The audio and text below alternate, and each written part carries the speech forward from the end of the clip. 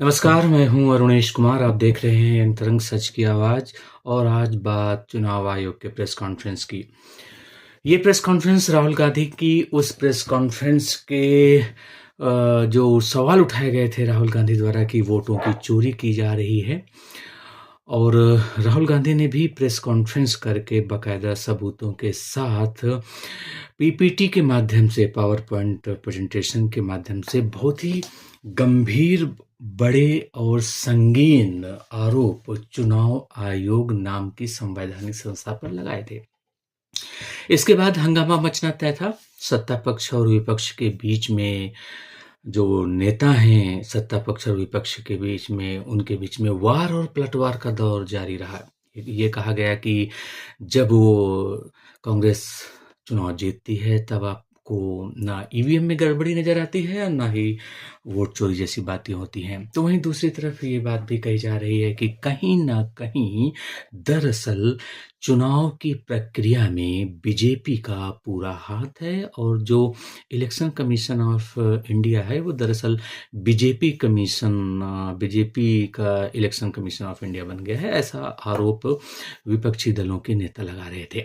खैर, आज इन सभी आरोपों का जवाब खुद chief election commissioner Gyanesh Kumar और उनकी जो टीम के लोग हैं, सब सीनियर लोग हैं इलेक्शन कमीशन ऑफ इंडिया से जुड़े हुए, चुनाव आयोग से जुड़े हुए, उन्होंने हर एक सवाल का जवाब दिया और ये कहा कि चुनाव आयोग के लिए ना कोई सत्ता पक्ष है, ना कोई विपक्ष है, सभी समकक्ष हैं। यानी वो सभी राजनीतिक दलों को एक समान दृष्टि से देखते हैं। सैद्धांतिक तौर पर ये बात सही लगती है, लेकिन वास्तविकता क्या है, इसकी जांच करनी चाहिए। सवाल ये भी है कि किस तरह से आखिरकार जब चुनाव आयोग कहता है कि आपके पास जो भी आपत्तियां हैं, उनको इस तारीख तक, इस समय तक आप जमा कीजिए और चुनाव आयोग विपक्ष के नेताओं को अपने यहाँ पर डिस्कशन करने के लिए भी बुलाता है। 30 नेताओं को बुलाया गया था सूचना के अनुसार, लेकिन वहाँ पर 300 से ज़्यादा लोग पहुँच गए। तो ये एक तरह से अराजकता है।